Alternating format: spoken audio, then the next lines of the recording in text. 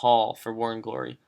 But certainly the focus of this recap will be those 10v10 triples. There were 7 of them. Going to try to get them all in here, not keep you too long. But again, up top, War and Glory just smashed, and this was a 6-17-17 breakdown. So the 11s did go perfect with the dips, 10 for 10. 0 for 2 on 11v11 in the last couple minutes of War, but really no pressure there.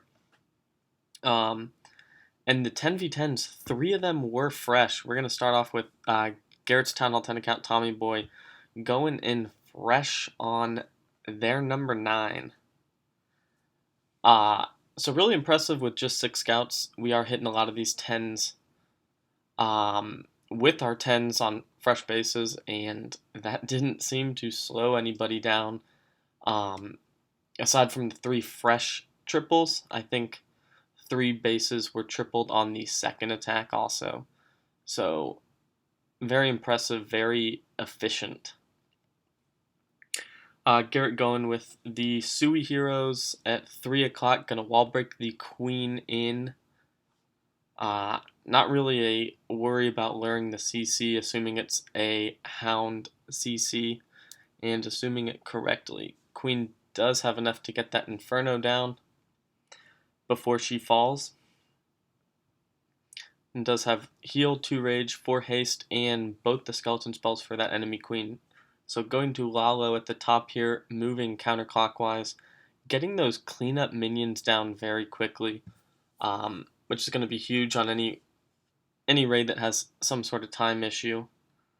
The rage and the skeletons did have a little bit of trouble with that Wiz Tower in the area, but those loons do target that Wiz Tower, and the enemy queen does go down pretty quickly after that. And does have a massive group of loons left going into those few remaining defenses, all point defenses, which is nice. Still has 2 minions to drop for cleanup. We will fast forward through this. Does have enough loons in. Oh no, the loons did not drop that expo, but when you bring 12 minions for cleanup and they're all roaming around with the pups, that'll take care of those last few hits over there.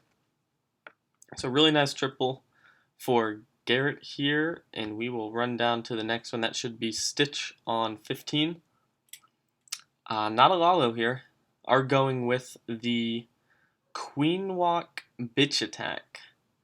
So this was the second hit on this base. Gonna have to pop that queen ability early, but as soon as she gets through these couple high level point defenses here, she's gonna be smooth sailing for the rest of the raid. This is a second hit, and there was good intel provided by Baker on the location of the giant bombs, so Stitch is not bringing a heal for that group of bowlers, and instead opting to extend that jump and put a freeze over that Inferno. So obviously a good choice there. The BK does make it into that Inferno compartment, and after that, raid is pretty much over. Queen is back to full health. That Hound is going to stay occupied over those bowlers and BK, but there is enough ground troops to take out these last couple defenses pretty quickly. So nice attack there for Stitch for the second of the 7 10v10s. Next is Golden Armada, getting it done on 16. This will be a Lalo. Let's see, where does he start? Got the Baby Drag and Wizard to funnel over at 9 o'clock. Going to ability on the BK, and with all defenses tanked, has time to put the wall breakers in. Really no worry here about luring the CC either. Emphatically did have a lot of ground skeleton traps near these Infernos. Probably trying to stop the Sui heroes from reaching the Infernos. They were a time sink, but really didn't get the job done. Queens had plenty in the tank to take down the Inferno. So nice job there before starting the Lalo. Does get those skeleton spells in that rage early on that AQ and BK. And going to haste his way through the base with a heal spell coming out of that backside Inferno for the last wizard tower.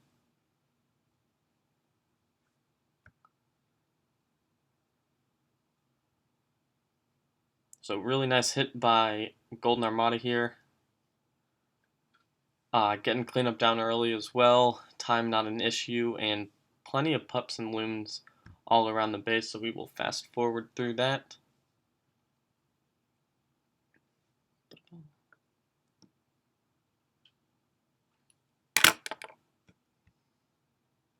Coming up next, we have Albert on 18.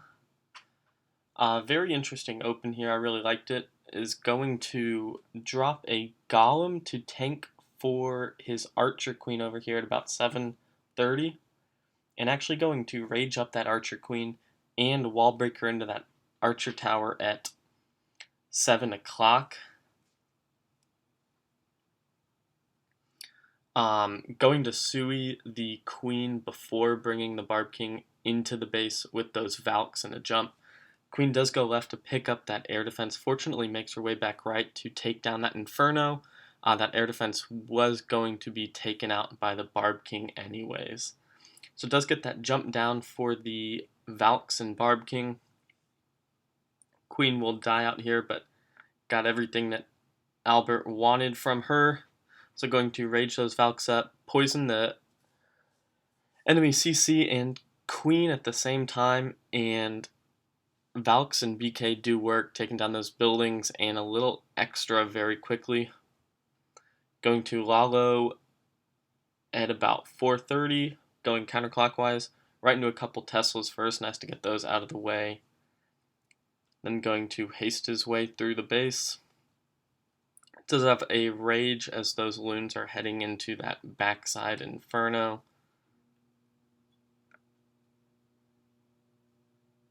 So able to rage a couple loons into that. Oh no, those path around it, but is able to haste those backside loons into that Inferno. Still does have a Hound up. Should get that to pop to help with cleanup, which will speed this up. So very nice hit, Albert. Really creative use of the Golem and Rage tanking for the Queen and wall breaking in before jumping into the base with the BK and Valks. Next up is Maverick. This was the second of the 3 fresh 10v10s, so very impressive here. Those were all a little unexpected. Never really know when you're hitting fresh 10v10 how that's going to go, depending on trap placement and people throwing some troll CCs, something that's not a Hound. So going to Sui Heroes in at 6 o'clock. Obviously looking to take down that air defense and the Inferno. Mav's Queen goes beast mode here and just picks up so much value after that Inferno. Is able to get that Wizard Tower, I believe Wizard Tower, a Tesla, Archer Tower, and then it's going to walk back over and get another Tesla. So huge value.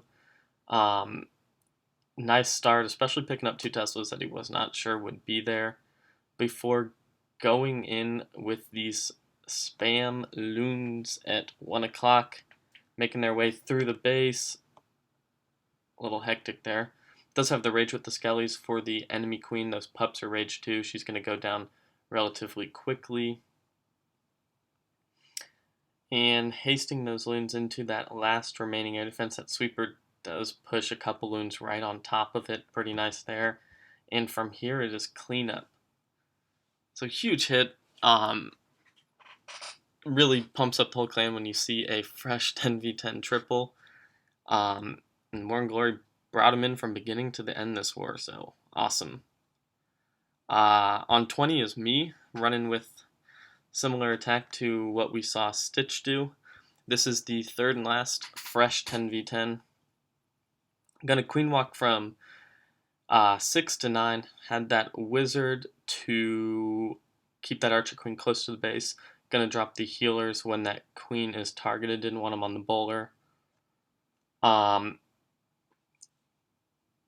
do have a couple wall breakers kind of expected, some giant bombs behind that town hall. So as soon as those skeletons distracted, able to drop 2 wall breakers over there, and does pre-trig a giant bomb, so nice idea to drop some wall breakers over there. Obviously don't need anything for the queen, she can soak those hits. Also cool to see this attack work on a base where you can't double jump the BK into the second Inferno. But that queen coming around at full health with ability is going to get the job done. This one does get a little hairy at the end here. We were all puckering watching this go live because we thought it was locked up until that hound pops. Oops. And the queen is going to chase some pups here. And as she's trying to down those pups, she is beating on... Every troop's beating on a different wall. A little frustrating there. Thought the raid was going to fail in the final seconds. But fortunately, that pup will go down. BK does break through, and that Inferno will fall. So very nice triple there. Fun attack. Let's see. And last but not least on the Town Hall 10 action, we got Connor here going in with his TLW account on 23. So going to Sui those heroes at 8 o'clock. Does have that giant, the tank for those wall breakers. BK as well, going to pop that ability.